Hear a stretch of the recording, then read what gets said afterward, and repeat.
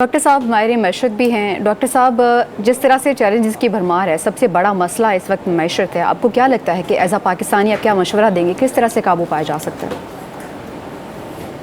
देखिए, एक तो मैं समझता हूँ कि हमें तफरीक करनी चाहिए सियासी शोर में और सियासी तब्दीली में। सियासी शोर है, अनवर साहब ने सियासी टेम्परेचर का जिक्र किया। टेम्परेचर बहुत गर्म है, हाई है, सियासी शोर बेतहाशा है, लेकिन इसके नतीजे में मुझे कोई सियासी तब्दीली होती नजर नहीं आती। उसकी वजह यह है कि सियासी तब्दीली से पहले तब्दीली की निशानियां सामने आने लगती हैं। आपने एक माशी निशानी का जिक्र किया। देखिए, इस वक्त जो इलेक्शन के बाद के नताइज हैं, उसके नतीजे में, इलेक्शन के नतीजे में तकरीबन सारी बड़ी जमातें जो हैं वो पावर में। नून लीग के पास विफाक भी है, पंजाब भी है, पीपल्स पार्टी के पास बलूचिस्तान भी है, सिंध भी है, पीटीआई के पास खैबर पख्तूनख्वा है। तो सारी सियासी जमातें जो हैं वो इस वक्त हुकूमत में होने की अब सोचिए कि फायदा उठा रही हैं, इंजॉय कर रही हैं बीइंग अ गवर्नमेंट पार्टी, कहीं ना कहीं उनकी हुकूमत। अच्छा, माशी निशानी आप देख लीजिए,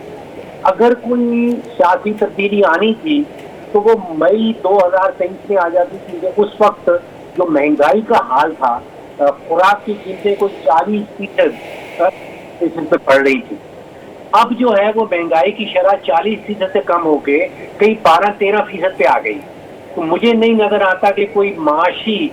वजूहात हों कि हुकूमत जो है वो तब्दील हो जाए, कोई बहुत बड़ी सियासी तब्दीली आ जाए। तीसरी तब्दीली देखी गई है पाकिस्तान के रेफरेंस में कि अदालती मुदाखलत, कोई बहुत बड़ा अदालती फैसला आ जाए और वो हुकूमत को उलट दे या सियासी तब्दीली आ जाए। तो शोर तो बिल्कुल सुनाई दे रहा है, टेम्परेचर गर्म है, लेकिन मुझे किसी किस्म की कोई सियासी तब्दीली, कोई नए इंतखाबात, इस किस्म की कोई चीज़ होराइजन पे नजर नहीं आती। ठीक, डॉक्टर साहब को पॉइंट सियासी तब्दीली किसी किस्म की होती हुई नज़र नहीं आ रही। जैसे रिटायर्ड मुदस्सिर खालिद अब्बासी हमारे साथ हैं। सर, ऑलमोस्ट तमाम ही सियासी जमातें जो हैं इस वक्त देखा जाए तो कानूनी जंग भी लड़ रही हैं किसी ना किसी तरीके से। अदालती फ़ैसले हों, आइन की तरामीम हों, या फिर नए कानून बनाए जा रहे हैं। आपको क्या लगता है कि ये सारी सिचुएशन ये मुल्की हालात पर किस तरह से असरअंदाज होती है? देखिए जी, इसमें जो बुनियादी बात है वो ये है कि जब आप पाकिस्तान में रियासत की बात करते हैं और रियासती मफाद की बात करते हैं तो हमें इस बात को मद्देनज़र रखना होगा कि रियासत जो है वो इदारों के का एक मजमू है। जब तक हमारे सियासतदान इदारों और बाकी जो मुक़्तदर क़ुव्वतें हैं वो इन इदारों की जो इनकी एक पोजीशन है या जो इनका एक मकाम है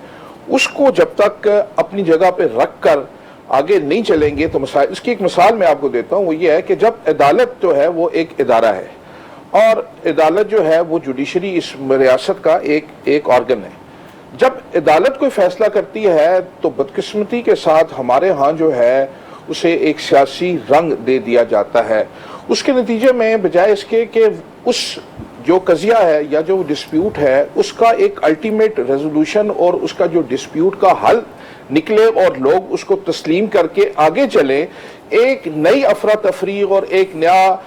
अनरेस्ट जो है वो सोसाइटी में शुरू हो जाता है। और उसकी जो बुनियादी वजह है वो ये है कि बदकिस्मती से हमारी सोसाइटी जो है वो पॉलिटिकली भी और अदरवाइज भी पोलराइज हो गई है और इस हद तक पोलराइज हो गई है कि इस माहौल के अंदर जो है अब मुफाहमत की जो बात करना जो है वो भी कोई ज़्यादा पसंदीदा समझा नहीं जाता। लेकिन मैं आपको पूरी ईमानदारी के साथ ये बात बता रहा हूँ पाकिस्तान के एक शहरी की हैसियत से कि हमें इन दी फर्स्ट इंस्टांस पाकिस्तान के इदारों को उनका मकाम देना होगा और जो फैसले वो करते हैं किसी स्टेज पर भी हुकूमत करती है कोई फैसला, अदालत अगर कोई फैसला करती है या इसके अलावा मुकन्ना कोई कानून साजी करती है तो हमें उसको बुनियादी तौर पर, रजी साहब ने बड़ी खूबसूरत बात की कि हमें इसको तस्लीम करना पड़ेगा, इदारों के अथॉरिटी को और उनके फैसलों को तस्लीम करना पड़ेगा। दूसरी अहम बात यह है कि बीइंग ए पाकिस्तानी में मेरा पूरा यकीन और ईमान है कि जब तक हम मिल बैठकर, मसाइल इतने बड़े हैं, आप देखिए माशी मसाइल इतने बड़े हैं, सियासी मसाइल इतने बड़े हैं, हालात इस कदर बिगड़ चुके हैं कि ये किसी एक सियासी गिरोह या किसी एक सियासी पार्टी की बस की बात अब नहीं है। वक्त आ चुका है कि हम सब मिल बैठकर सर जोड़कर ये जो मिसाइल है, ये एक पहाड़ है मिसाइल का, और हमने इसको बहुत लाइट लिया हुआ है। दरअसल इस वक्त जो रियासती मफाद है वो हमारी अनाओं की और सियासी मफादात की भेंट चढ़ा हुआ है। ये मैं आपको पूरी यकीन के साथ ये बात कह रहा हूं, और ये इसमें किसी किस्म का कोई मुबालगा इसलिए नहीं है कि आप भी माशाल्लाह इस माशरे का एक हिस्सा हैं, मेरे जो पैनलिस्ट हैं वो भी इसी माशरे में सांस ले रहे हैं। वो अपने इर्द गिर्द जो हमारे सियासी सो कॉल्ड सियासी ज़ुमा हैं, हमारे जो इदारे हैं हमारी, और आपको एक बड़ा साफ एक तासुर मिलेगा कि ये सारे के सारे लोग इनफरादी सतह पर भी और इदारती सतह पर भी अपनी अपनी अनाओं की भीड़ जो है, इन्होंने मुल्की मफाद और रियासी मफाद को, जब तक हम सब मिलकर इन मामलात को बैठकर इसको मुल्क को अपना घर समझ के जो है, अब देखिए जब निजी मसाइल आते हैं हमारे, तो हमारा जब अपना जाती मफाद आता है तो हम सारी चीज़ों को पसे पुश डाल देते हैं, अपनी तमाम अदावतें और तमाम अनाएं जो है उनको हम जो है वो दबा के कोशिश करते हैं कि जी ये मसले को रिजॉल्व किया जाए, क्योंकि वो हमारे घर का एक मसला होता है। लेकिन जब हम रियासी सतह पर आते हैं तो मुझे ये कहने में बहुत अफसोस की बात है, और मुझे ये काबिल अफसोस है और दुख होता है ये बात कहते हुए कि दरअसल उस वक्त हमारी सोच जो है वो इस तरह नहीं होती, बल्कि उसमें हम अपनी पॉइंट स्कोरिंग करते हैं, अपने धड़े और अपने ग्रोह जो है वो उसके मफादात को मद्देनजर रखते हैं। और बहुत ही बदकिस्मती की बात यह है कि रियासती लेवल पे, हुकूमती लेवल पे और अपोजिशन भी इसमें शामिल है, ये सारे मिलकर जो है ये एक दूसरे को जिच करने में, एक दूसरे को नीचा दिखाने के चक्कर में भाई अनवर ने बहुत खूबसूरत और बड़ी बैलेंस बातें की हैं। दरअसल हमें ग्राउंड रियलिटीज को जमीन पर पांव रखकर सोचना होगा, और जब तक हमारे अंदर ये सोच